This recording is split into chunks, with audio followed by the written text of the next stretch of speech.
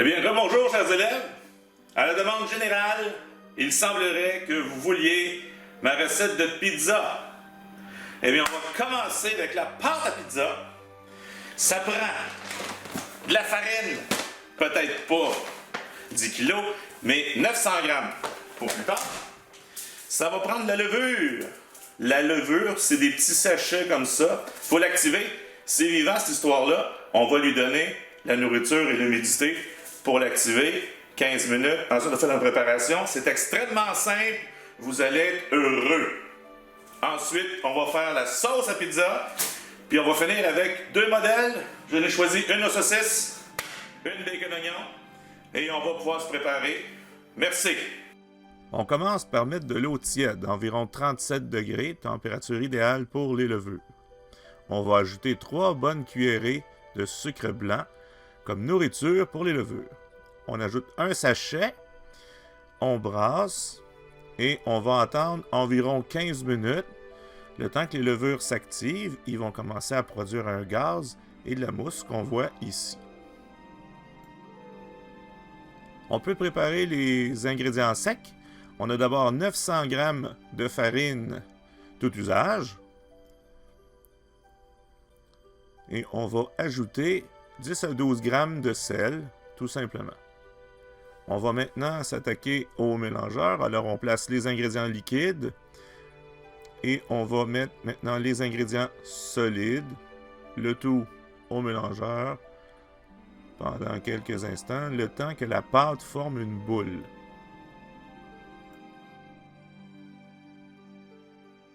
Maintenant que ça semble à peu près prêt, on va retirer la pâte et on va fariner la table généreusement.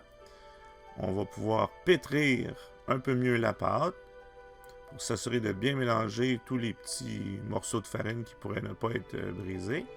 On va séparer le tout en deux parties exactement égales. On va peser et on va ajuster pour s'assurer d'avoir deux boules de la même masse.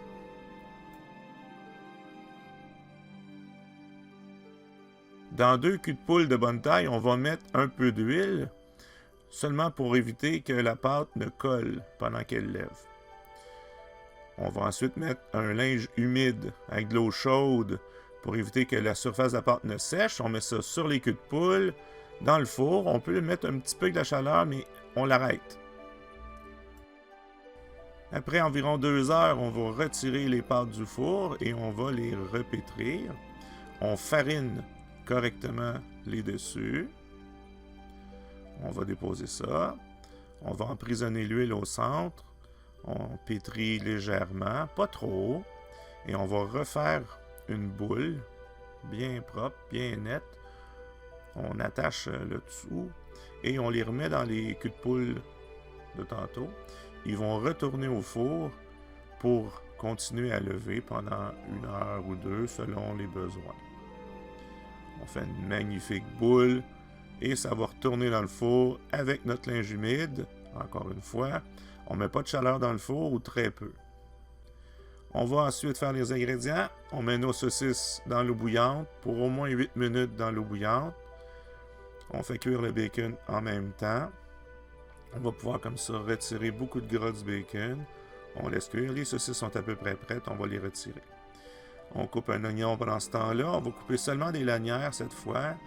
On enlève la peau. Et on coupe des belles lanières. On retire le gras du bacon qui est maintenant cuit. Puis ce qu'on va faire, c'est qu'on va mettre les oignons dans la poêle et ça va aller chercher toute la saveur du bacon qui est collée dans le fond pendant que la cuisson des oignons se fait. Une fois que ça a l'air prêt, on retire, on va le mettre dans un cul de poule pour le réserver pour plus tard. On coupe nos saucisses en tranches et on va les faire rôtir. Ça va donner un meilleur goût aux saucisses et ça va enlever aussi un excédent de gras. Toujours bienvenu. On peut mettre un essuie-tout dans le fond d'un cul de poule. On retire le gras. En fait, on met les saucisses dans le cul de poule avec l'essuie-tout, puis on va jeter le gras par la suite. On peut faire la sauce. On fait d'abord chauffer de l'huile d'olive. On va ajouter ensuite un peu d'ail. Puis on va mettre toutes nos épices. Par la suite, on fait griller un petit peu l'ail. On les met toutes tout de suite. Il faut le faire rapidement avant que ça brûle. Du thym, de l'estragon, du basilic et de l'origan. On en met au goût. Puis aussi des piments broyés. Une fois que c'est dans l'huile et que c'est bien cuit, on peut mettre notre sauce tomate. On va laisser mijoter en brassant régulièrement pour s'assurer que la température augmente un peu partout pour bien mélanger les épices et l'huile. Ensuite, on va neutraliser l'acidité avec un peu de bicarbonate de soude. Ça va produire une réaction chimique qui libère un gaz, du gaz carbonique. Ça va faire lever la sauce, c'est signe qu'il y a une neutralisation qui se produit. La mousse va finir par s'en aller. Et on va rajouter aussi un peu de sucre, ça donne un bon petit goût dans la sauce à pizza.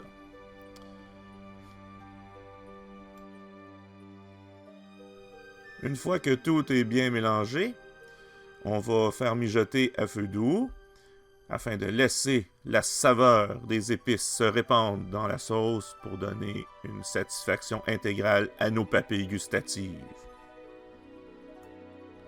Une fois prêt, on va retirer la sauce du feu pour la laisser refroidir. On éteint le feu, on n'a plus besoin.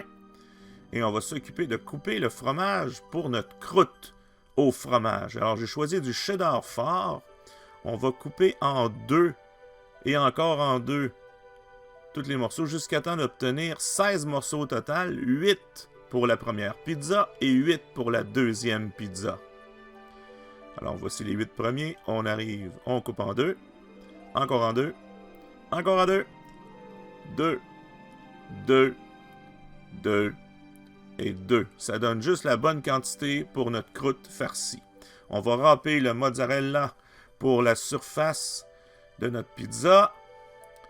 Alors on va tout simplement utiliser notre râpe. On y va. Et j'utilise environ une brique et demie par pizza.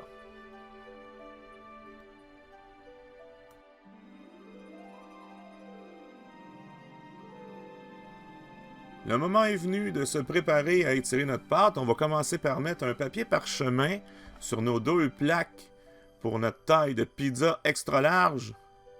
On fait rien à moitié. On farine comme il faut la table. Et on va aller chercher nos pâtes qui ont terminé de lever au four. Il n'y a pas de chaleur dans le four, je rappelle. Première boule, on met un peu de farine sur le dessus. Un peu de farine en dessous parce qu'il y a de l'huile encore. On l'écrase, on aplatit les parois seulement, pas le centre. Je vais utiliser aussi le rouleau pour avoir une épaisseur plus uniforme. On peut l'étirer avec nos mains et ça demande un peu d'habileté. Fait que je vais tout simplement prendre le rouleau, pas peser trop fort au début puis finir par avoir une belle dimension. On utilise le dos des mains si on veut tirer la pâte un peu plus. On doit tirer un peu plus grand que la plaque pour nous permettre de faire la croûte farcie au fromage. Alors on va observer, la pâte dépasse légèrement le bord de la plaque. Ça va nous permettre de mettre nos petits bâtonnets de fromage tout autour. Ensuite, on va replier la pâte par-dessus et on va s'assurer doucement de bien fermer chaque partie de la pizza pour ne pas avoir de fuite de fromage.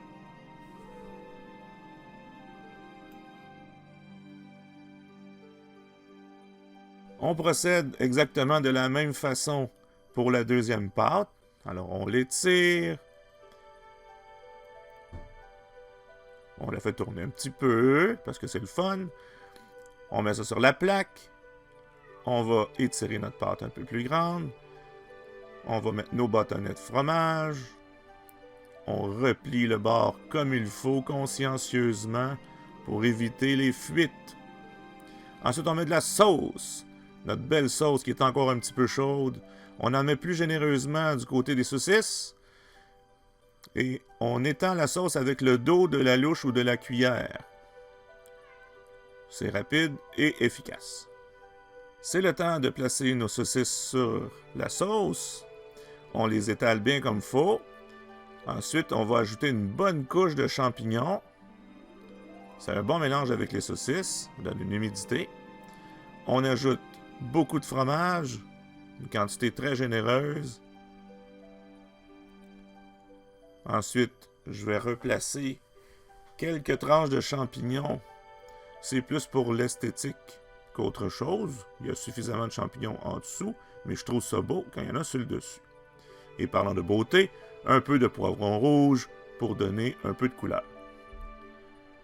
Pour ce qui est de l'autre pizza, elle est plus conventionnelle, donc on va utiliser les bons vieux pepperoni et on va couvrir totalement la sauce avec les pepperoni. Alors je procède en spirale pour cacher toute la sauce. On ne laisse pas d'espace.